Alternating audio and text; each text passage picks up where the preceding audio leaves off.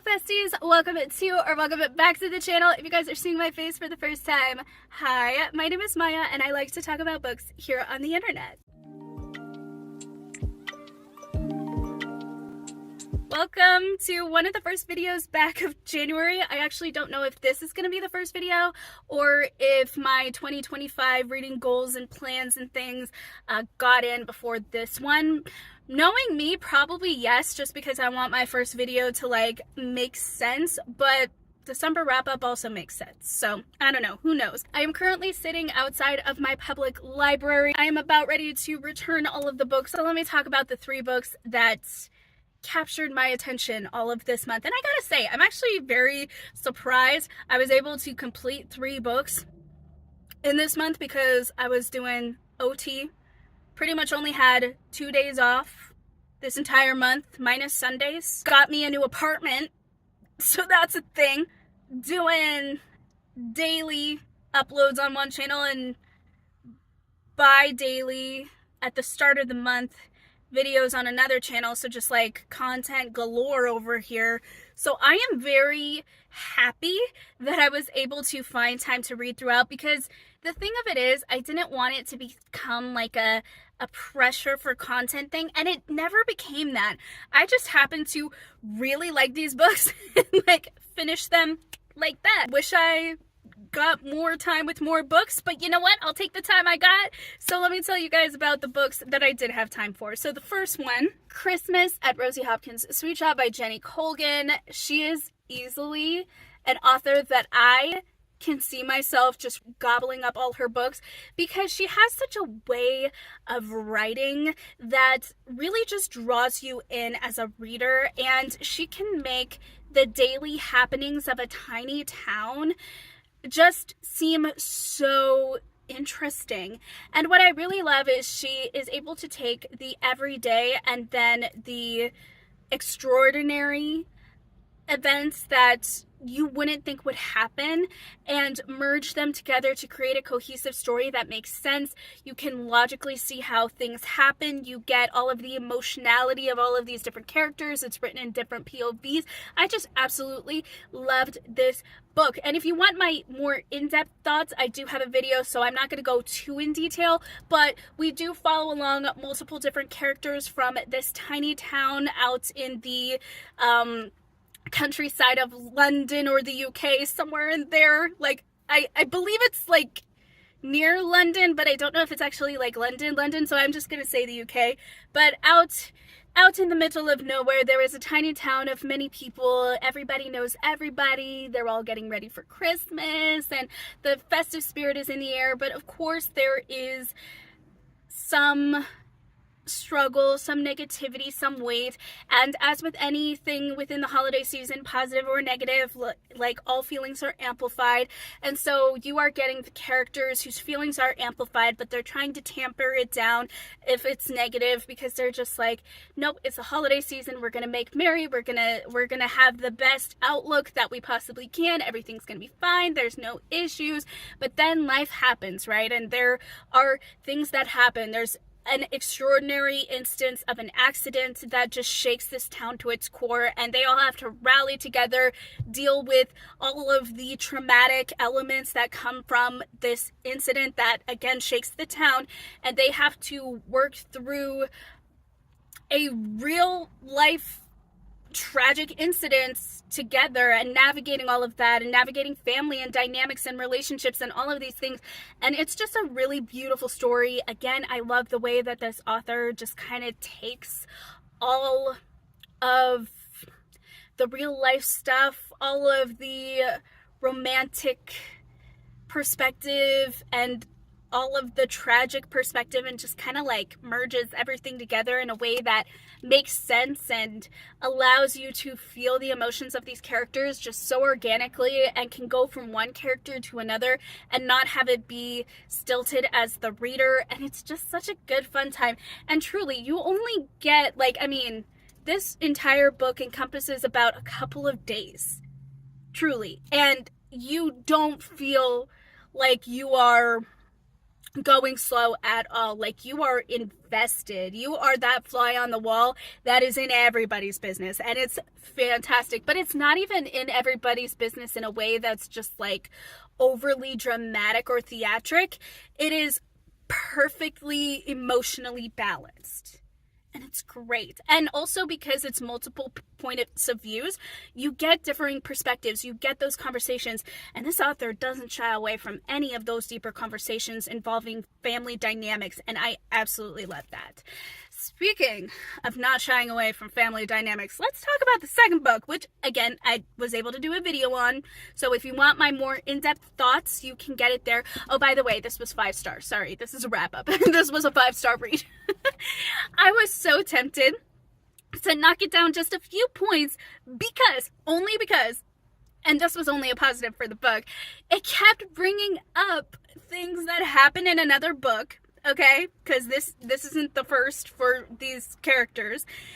It kept bringing up past events, and you didn't need the first book to understand what was happening in this book, but you wanted it. You craved it because you're like, oh, now I'm invested. Now I need to know, like, what is this? What is this? I need to connect all of the dots. I need all of the red lines connecting to all of the dots and the pins and the... Literally. So it was just a time, but like in all the best ways. Like, it wasn't overkill, I don't think. Now listen, a couple people might think, it was brought up a lot, but being someone who has read books where things are alluded to of the past, what I appreciate about the illusion in this story is that there is another story that gives you all of the answers, but also within the story that you are currently reading, you don't need those answers to kind of get to the right conclusions, and it's a continuation and it plays out, and it doesn't make you feel like you need to connect the dots. It doesn't make you feel dumb. It doesn't make you feel like you're missing out on something. Well, I mean, it does, but like, not in the way where it's negative. You're just kind of like, I'm missing out on all of the other details. I needs must know, but it's in another book, so it's fine. And it's not one of those things where it's harped on. It's just like, if you want to know more, like, I'm giving you everything, but if you want to know even more, that's where you find it. That's kind of like what's happening there. Anywho, yeah, I wanted to knock it down for that, like 4.75, but then I was like, but Maya, that's a positive. And if that's the only negative thing you could say about this book, and you actually enjoyed it, and you bought another book, I literally bought another book last night at Barnes & Noble because my mom and I went out to Tempe Marketplace, and I bought a Jenny Colgan book because I was like, this author knows how to write. She just does. So, 5 star. Now we're on to the next book. I know I tried to segue into the second book, but then I forgot the star rating. So the second book is The Christ Kindle's Gift by Kathleen Morgan, and this one I love for so many reasons. 1, it is so tiny. 2, it really packs a punch. Like, why are you parking right next to me, ma'am, sir?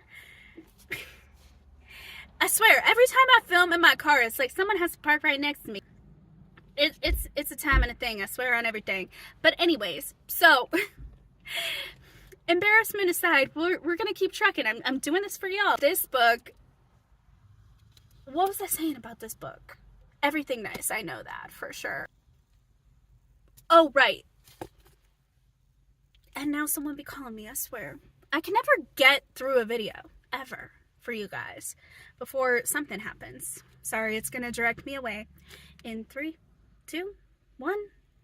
Okay, I'm not mad anymore. That was my sister. She was just calling me and was like, are you at work? I'm like, for once, no. I'm just filming something for my reader fam. I'm gonna finish this up real quickly so I can actually talk to her. Love you guys, but really want to talk to her too. She's my person that the Lord sent to just like be that shining light in the dark and chaotic of all of struggle bus in life over here, okay? She is one of those people. She is one of like my people, my forever people, right?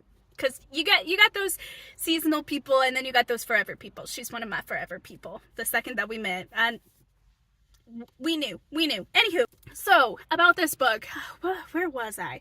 Oh, right. If we're talking about emotional punches, that was the segue, and or conversational punches, this author holds nothing back. Okay, I mean, I said so much in my reading vlog, book talk. I don't even know, whatever I assigned as the title of it. Honestly, this author, man.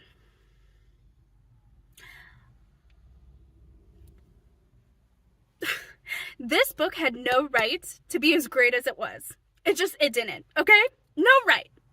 But I'm so glad it did. We are basically following along this woman named Anna and her little family. We have Eric and Rosa, her two little kids, and her father-in-law, Anton, and they live in the countryside, mostly on the mountaintop, mountain range, rural part of the little town on the outskirts. And her ex-husband, well, not ex-husband, I'm sorry, her deceased husband, Carl, brought his family over. They are immigrants from Germany and brought them over to have a new life.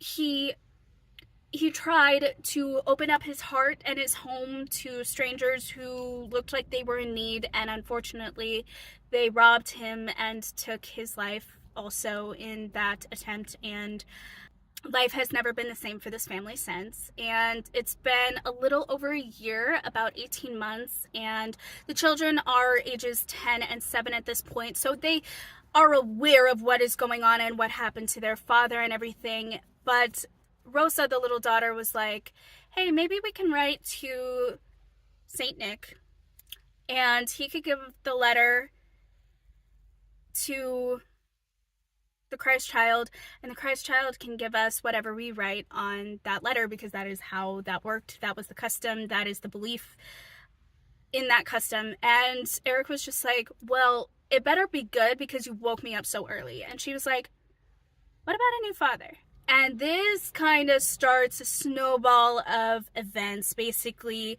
a man who was coming home to his family through the use of the mountainside got robbed and shot, and so he needed help. So Anton found him on the road on the way back to his house, and he was like, we're gonna open this door to this stranger. And Anna was completely against it. There was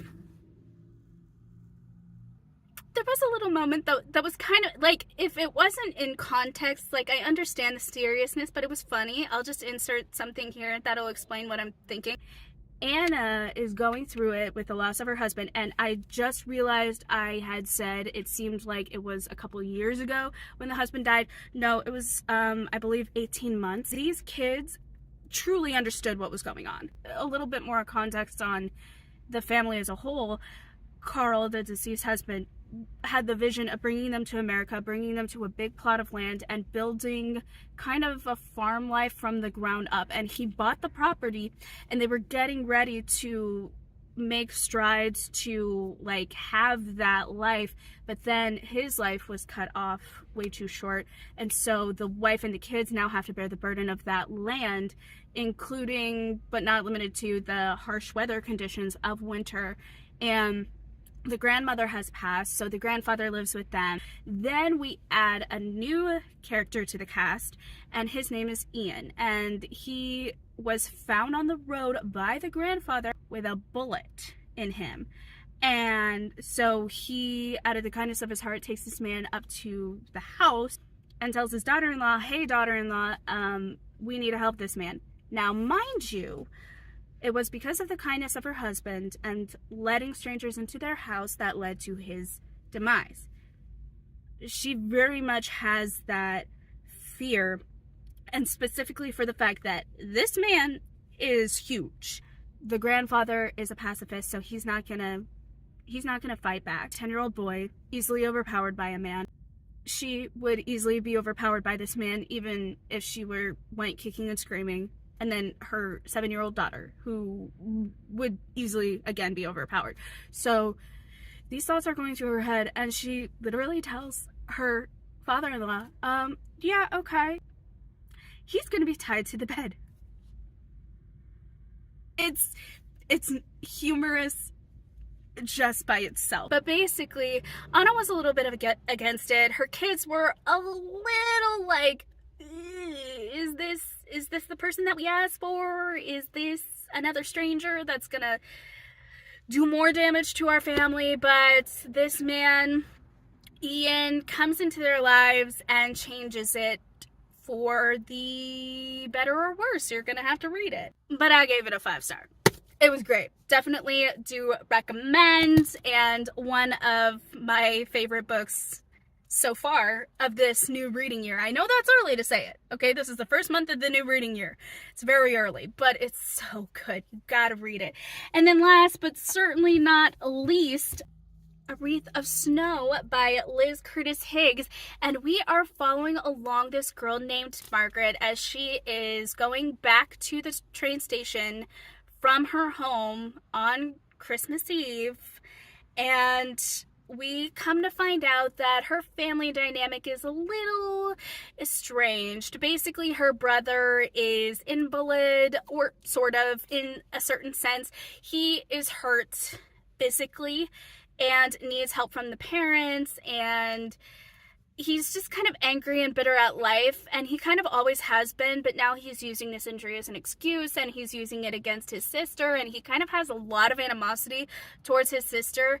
And later on in the story, we start to understand why. Actually, for me, it was at the very, very end, but I will leave all of those details to you guys. But basically, she's going back to the train. The train is running late, but they eventually get it moving.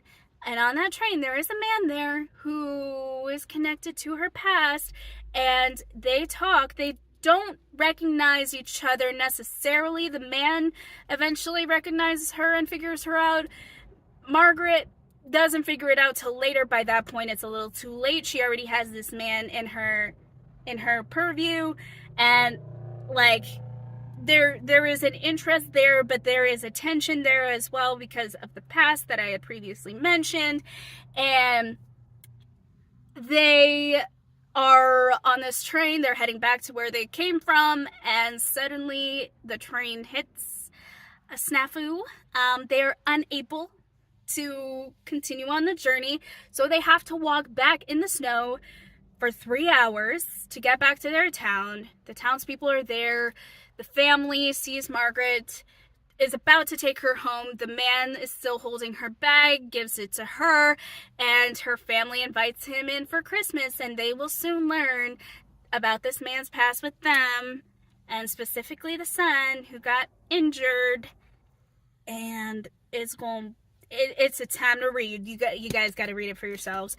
But again, another 5-star. It was great. I really loved all of my selections. I think they give really old-timey, nostalgic Christmas. Not like the Hallmark aesthetic Christmas that we typically go for around this season. Like, I know that there is that element and there is that aspect and there is that spirit, but there's just something about like old nostalgic Christmas. And what I mean by that is like, It's a Wonderful Life type of vibes, you know, where we study those characters that are maybe not the most happy or the most content with life. Gotta turn my car on because apparently it's too hot for y'all. Let me put on the air so y'all don't overheat. So if you guys hear that, that's what's happening. But anyways, you know, we have those characters where we just follow along, and it's almost like they feel like they're the only ones that are really struggling with much, because the atmosphere and the spirit of Christmas is just so uplifting and so joyful. And again, you know, there's that, one of my pastors always talks about like the magnifying glass, where this holiday specifically just amplifies all emotions and really magnifies them to the nth degree, right? And, you know, there's just such a spirit of goodwill and kindness and joy and contentment and thankfulness that comes around at this time of year, and it's so amazing. And it's so painful when you're that one person that just does not feel it at all. And I've been there, done that with that emotion. How do I best describe it? It's kind of like when Scrooge goes from being bah humbug to God bless us everyone. And it's kind of like that feeling, right? So when I talk about old-timey nostalgic Christmas vibes, I'm thinking like It's a Wonderful Life, A Christmas Carol. It's just That's what I mean when I'm saying old-timey nostalgic Christmas vibes, you know? There's a different storyline, there's a different element that we are following that is not aesthetic, romantic, overly consumeristic. I mean, not that Hallmark is overly consumeristic, but like, you know what I mean? It's not only showing like almost a theatrical, dramatic, over the top good. It's getting to the real, and it's following real people who are having real struggle, who are learning what the Christmas season is about and the Christmas spirit, and not just having it for that Christmas season, but having it for all time, and realizing that there is a purpose and a hope and a, you know, a reason for being, and you know, loving and living and all of these things. So anyways, yeah, those were all of the books that I have read of the quite large TBR that I got earlier this month. But don't worry, you know, we'll have more chances to read more books, hopefully over the next week especially, and then moving on into the new year. It's just been really hectic over here. But thank you for sticking with me. Thank you for your patience. And if you guys like videos like this, be sure to leave a thumbs up, just letting me know that you like wrap-ups like this. And then also, if you guys want to join our little community here, our little bookish community, we would love having you here. So feel free to subscribe. And as always, thank you guys for being the best bookish bestie that ever was, is, or ever will be. And I'll be seeing you guys in the next video. Bye.